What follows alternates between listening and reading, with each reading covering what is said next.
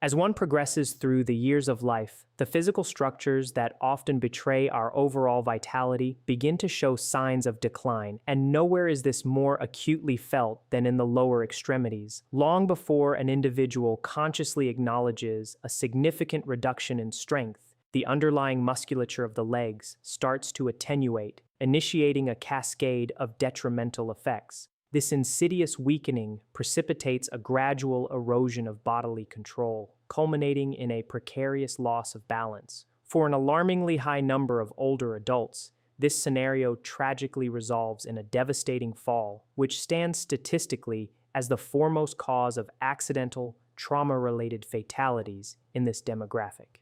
However, this seemingly inevitable progression is not a decree of fate.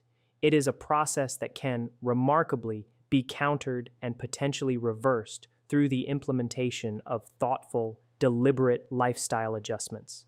Greetings to all health champions. Today's discourse pivots around a critical yet frequently oversimplified topic: the top 10 food sources purported to aid in the fortification of leg strength. It has become increasingly apparent in the contemporary health media landscape that much of the advice circulated, particularly concerning nutritional recommendations, resides perilously close to the superficial, the random, and frankly, the misleading. Many creators producing these widely disseminated videos appear to possess only a rudimentary or perhaps entirely theoretical grasp of genuine physiological health. Consequently, they often grasp at straws, promoting simplistic correlations between isolated nutrients and broad health outcomes. For instance, they might claim that sweet potatoes are commendable because they contain potassium, and since potassium is vital for nerve signaling, one should therefore consume sweet potatoes. They discuss the origins of leg weakness, such as sarcopenia, the age-related loss of muscle mass, without truly comprehending the multifaceted pathology involved. They might state that muscle weakness is sarcopenia, when in fact, sarcopenia merely describes the condition of muscle loss or deficiency. It is not the sole causative factor. They then pivot to the energy requirements of muscles, touting the complex carbohydrates in oats as an excellent energy provider, while sweet potatoes and oats are not inherently disastrous foods, especially if one can comfortably assimilate moderate amounts of carbohydrates. Mentioning them in passing based on a single, isolated nutrient fact is profoundly deceptive. The notion that simply ingesting these items will somehow magically reverse decline and facilitate robust regeneration. That is not how the intricate biological machinery operates. Our objective here is to illuminate the comprehensive picture.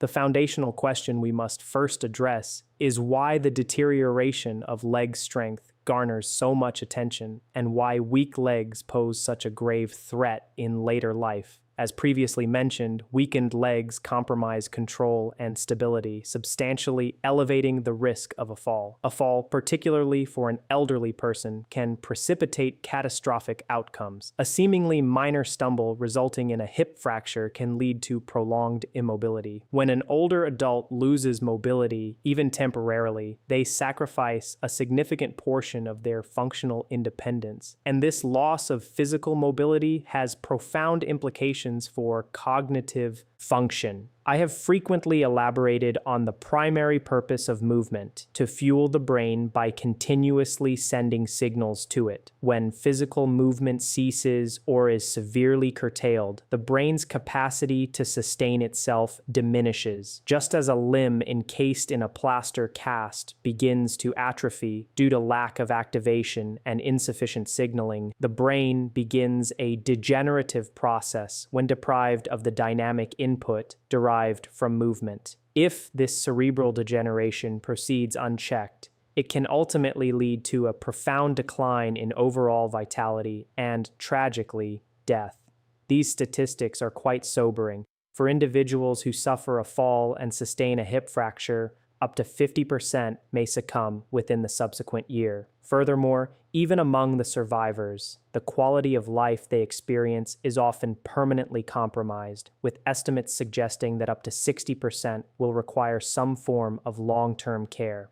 The good news, the profoundly hopeful message, is that this trajectory is preventable through fundamental lifestyle modifications. Prevention, in this context, necessitates a two-pronged attack: exercise and nutrition. Exercise is the more straightforward component. Its efficacy in building muscle stems from the mechanical stress it imposes. During physical exertion, muscle fibers are intentionally damaged or micro-torn. The body's subsequent repair process, occurring during rest and recovery, rebuilds these fibers, ideally making them stronger and more resilient than before. However, the second, equally vital component of exercise is the signal. Physical activity provides the necessary challenge, the urgent signal that instructs the body to initiate the repair protocols. If an individual is entirely sedentary, even if some minor muscle fiber breakdown occurs due to daily activity, there is no robust, compelling signal for the body to execute a full strength-building repair cycle.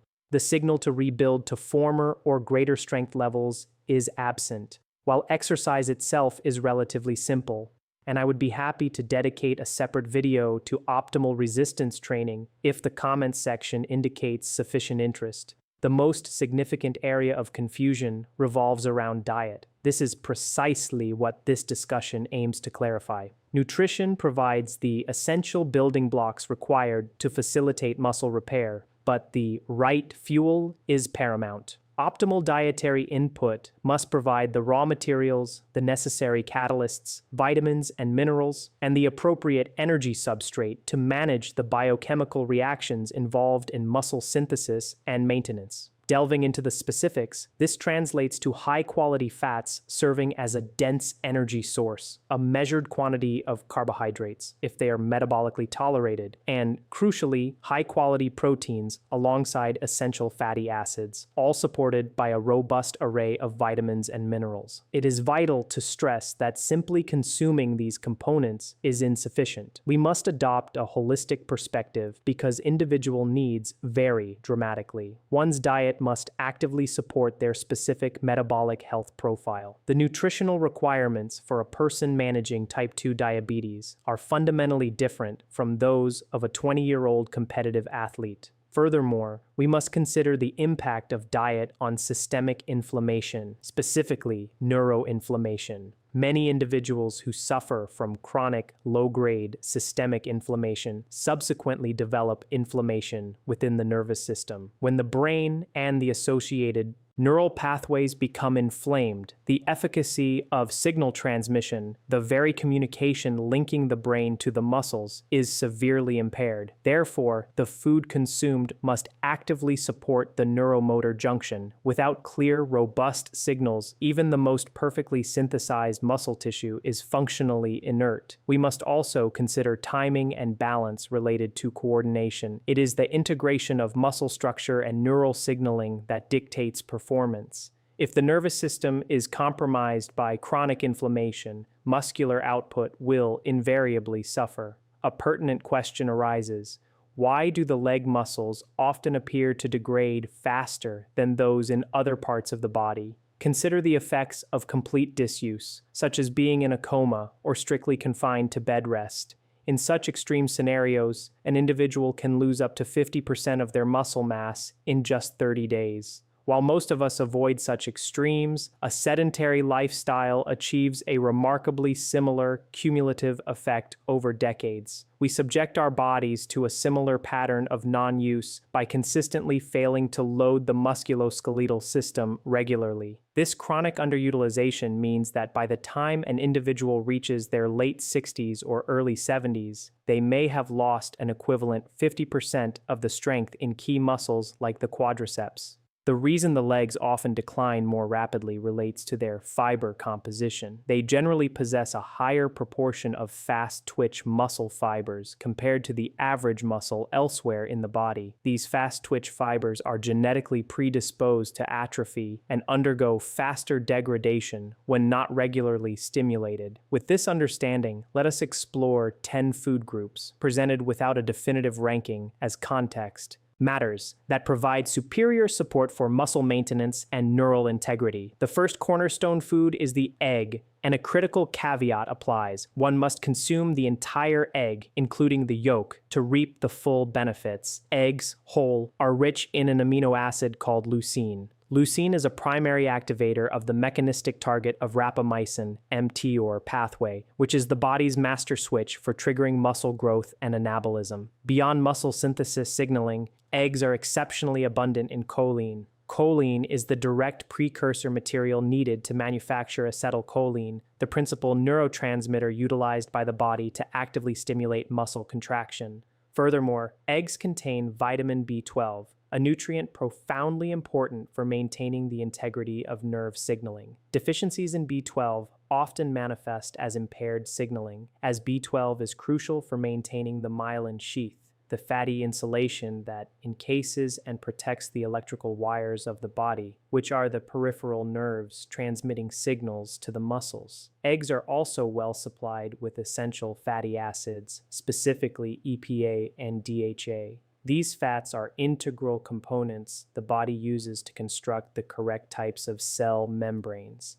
a necessity for every cell, including nerve and muscle cells. With the right fat composition within the cell walls, the proteins responsible for function can operate optimally, leading to superior signal transduction and robust amino acid availability. In fact, excluding human breast milk, eggs offer the highest percentage of biologically available amino acids for human consumption. A note on quality: pastured eggs sourced from chickens allowed to roam outdoors, consume insects and grass, and receive sunlight can possess 2 to 7 times the concentration of these key nutrients compared to conventional eggs. Our second powerhouse food is salmon and other cold water fatty fish like sardines and mackerel. While consuming large predatory fish like mackerel should be done judiciously, salmon and sardines offer an unparalleled concentration of the previously mentioned EPA and DHA. Eggs provide a good foundational source, but these fatty fish are perhaps the richest dietary source of these critical long-chain omega-3 fatty acids. Adequate intake of EPA and DHA is essential for modulating the body's inflammatory response. They don't act like an anti-inflammatory drug, but help the body maintain an optimal, balanced level of inflammation necessary for repair. This ultimately results in a systemic anti-inflammatory effect. Moreover, omega-3 fatty acids have been demonstrated to enhance muscle protein synthesis, specifically in older adults. As with eggs, the source quality is paramount. Comparing wild-caught salmon to farmed salmon reveals significant differences, particularly in the omega-6 to omega-3 ratio. Wild salmon typically exhibits a ratio around 1.4, with the omega-3 being the higher value, a configuration unique to wild fish, as few other foods contain more omega-3s than omega-6s in this manner. Farmed salmon usually presents a ratio closer to 1.1 or 1.2, still featuring higher omega-3s than terrestrial meats, but the disparity highlights the environmental impact. Nevertheless, perspective is key. If choosing between conventionally raised chicken and farmed salmon at a restaurant, the salmon remains the demonstrably superior choice compared to highly processed carbohydrate and cheese-laden options. Fatty fish are also excellent sources of high-quality, highly bioavailable protein, nearly matching the quality of those farm-fresh eggs. Salmon also contains potent antioxidants like selenium and astaxanthin. By reducing oxidative damage to the mitochondria within muscle and nerve tissue, we decrease the rate at which these vital structures break down. The unique fat profile in fish aids in inflammation reduction, bolsters mitochondrial function for energy production in muscles, and supports the integrity of neural membranes, the cells responsible for sending those critical signals. Collectively, fish consumption directly supports strength gains, balance, and energy output. Food number 3 is grass-fed beef. This meat is intrinsically rich in creatine. Creatine is foundational to bodybuilding supplements because it acts as a phosphate reservoir, cycling between adenosine diphosphate, ADP, and adenosine triphosphate, ATP, which is the immediate energy currency of the cell. By having more creatine available, the body can regenerate ATP, the usable energy, more rapidly. Furthermore, beef is an excellent source of highly bioavailable iron. Iron is indispensable for the production of healthy red blood cells, which in turn are responsible for oxygen transport throughout the body. Insufficient iron means insufficient oxygen supply to working muscles. Beef is also rich in vitamin B12, which aids in the maturation of red blood cells and is critical for efficient nerve conduction. These two elements, robust oxygen delivery and clear neural signaling, are prerequisites for muscle function, growth, and repair. High-quality beef is also packed with zinc and represents a superior source of animal protein from which the body can derive the necessary amino acids for muscle restructuring. I strongly advocate for grass-fed over grain-fed beef whenever feasible. The nutritional differences are substantial. Grass-fed can yield up to 5 times more beneficial omega-3 fatty acids, 2 to 3 times more of the antioxidant conjugated linoleic acid, CLA, and 2 to 3 times more vitamin E compared to conventionally raised beef. If you can manage the cost, especially with accessible items like ground beef, grass-fed is a sound investment. However, if unavailable, standard beef is still vastly superior to heavily processed meats loaded with refined sugars and saturated fats, which often contain more sugar than typical desserts. Moving to number 4,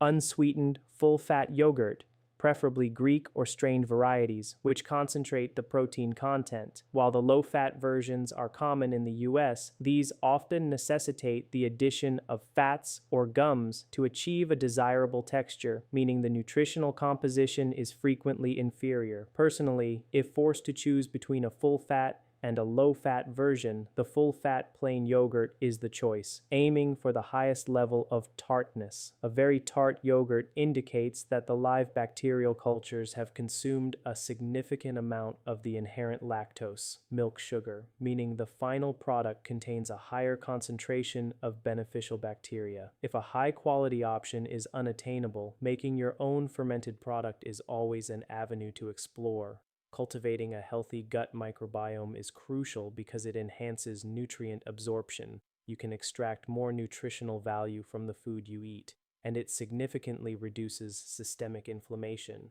A substantial portion of chronic inflammation originates in the gut due to poor food breakdown stemming from an imbalance of microbial flora. Yogurt also delivers calcium, which is absolutely vital for the precise mechanism of muscle contraction and relaxation, and it provides a source of high-quality, easily digestible animal protein for muscle maintenance. Number 5 is bone broth. Bone broth is rich in collagen, which directly supports the repair and maintenance of the joints, ligaments, and the intestinal lining. As we noted regarding the gut, improving intestinal health translates to reduced inflammation and improved nutrient uptake. Maintaining the integrity of the connective tissues, joints, and ligaments is also fundamental to strength, as pain in these areas causes the surrounding muscles to neurologically shut down as a protective mechanism, thus limiting mobility and power output. Bone broth is also concentrated in the amino acid glycine, which is associated with reducing chronic inflammation and promoting neurological quiescence, calmness. Crucially, it is rich in glutamine, an amino acid essential for repairing a condition known as leaky gut, where the intestinal lining becomes permeable, allowing inflammatory substances to enter the bloodstream and potentially cross the blood-brain barrier, contributing to neuroinflammation. This concept underpins the significant interest in the gut-brain axis. A compromised, inflamed gut leads to systemic inflammation that directly impacts cognitive and nervous system function. Our 6th category focuses on vegetables. specifically emphasizing non-starchy and leafy greens, which can be consumed in massive quantities without overloading one on carbohydrates or spiking blood sugar. These vegetables are typically dense reservoirs of essential minerals such as magnesium and potassium, alongside critical B vitamins and vitamin K1, phylloquinone. Many greens are also rich in dietary nitrates, which the body converts into nitric oxide, a potent vasodilator that improves blood flow and circulation to the muscles. They possess a powerful anti-inflammatory capacity, largely due to their high concentration of polyphenols. While some rudimentary health advice dismisses these compounds as plant toxins or anti-nutrients, polyphenols are, in reality, vital prebiotics. They serve as the preferred food source for your beneficial gut bacteria. The greater the diversity of polyphenols consumed, the more diverse and robust your microbiome becomes, further supporting the gut-brain axis, mitigating widespread inflammation, and fueling the mitochondria, not by providing direct energy, but by supplying the necessary cofactors required for mitochondrial energy production. Number 7 comprises nuts and seeds.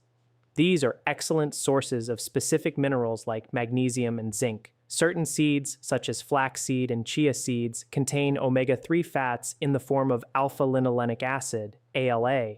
While the body's conversion of ALA to the active forms, EPA and DHA, is inefficient, this plant-based omega-3 still contributes positively to maintaining a healthy omega-3 to omega-6 ratio, even if the conversion is minimal. Nuts and seeds also provide vitamin E and a respectable amount of protein. To address muscle function directly, muscle contraction and relaxation depend on a precise balance of electrolytes: sodium, potassium, calcium, and magnesium. When these minerals are present in the correct ratios, the muscle can cycle efficiently between contraction and relaxation, preventing cramps and ensuring smooth nerve transmission, which is necessary for tissue repair and the production of the small signaling molecules known as neurotransmitters in the lower limbs. 8th are beans and legumes, encompassing items like lentils, chickpeas, and black beans. Historically, I have been cautious recommending these heavily in low carbohydrate focused content as they are not extremely low in carbs. However, if an individual's metabolism can tolerate moderate carbohydrate intake, meaning they are not pursuing a strict ketogenic approach, they offer significant diversification. Legumes are rich in protein, potassium, bioavailable iron, B vitamins, and importantly, specific types of fiber and polyphenols that feed the gut bacteria. This prebiotic fiber diversity is crucial for supporting the microbial environment. Furthermore, beans contain precursors to nitric oxide, supporting the vasodilation pathway mentioned with vegetables. Therefore, if tolerated, incorporating these legumes is a smart strategy for enhancing microbial diversity and metabolic function. Number 9 is berries, with raspberries, blueberries, blackberries, and strawberries being favorites. Their exceptional quality stems from being high in fiber, nutrient-dense, yet relatively low in sugar and net carbohydrates. Berries are particularly rich in compounds called anthocyanins. These have been linked to supporting the reduction of brain-derived neurotrophic factor, BDNF levels. BDNF is often referred to as the brain's miracle grow, because it is essential for the creation of new neurons and new synaptic connections, the very pathways that link the brain to the muscles. To achieve strength, coordination, and effective muscle control, one must forge new, strong neural pathways. BDNF facilitates this structural improvement in the nervous system. Berries also support the microbiome, thereby strengthening the gut-brain axis, improving blood flow to both muscles and the brain, and showing evidence in helping to preserve the function of those fast-twitch muscle fibers we discussed earlier. Much of the functional strength conversation ultimately circles back to the brain's capacity to control the muscle. The 10th and final food item is one I consider nearly a perfect food source from the plant kingdom: avocados. They are saturated with healthy fats, predominantly monounsaturated fatty acids, which are crucial for reducing systemic inflammation, not by being overtly anti-inflammatory, but by displacing less healthy, pro-inflammatory fats in the diet. Avocados are also dense in potassium and possess significant levels of vitamin B6. Vitamin B6 is an indispensable cofactor in the synthesis of neurotransmitters, those signaling molecules that transmit intent from the brain to the limb. Thus, to build muscle effectively, one does not need a singular magic ingredient. Rather, one needs a comprehensive array of bioavailable components sourced from diverse, high-quality foods.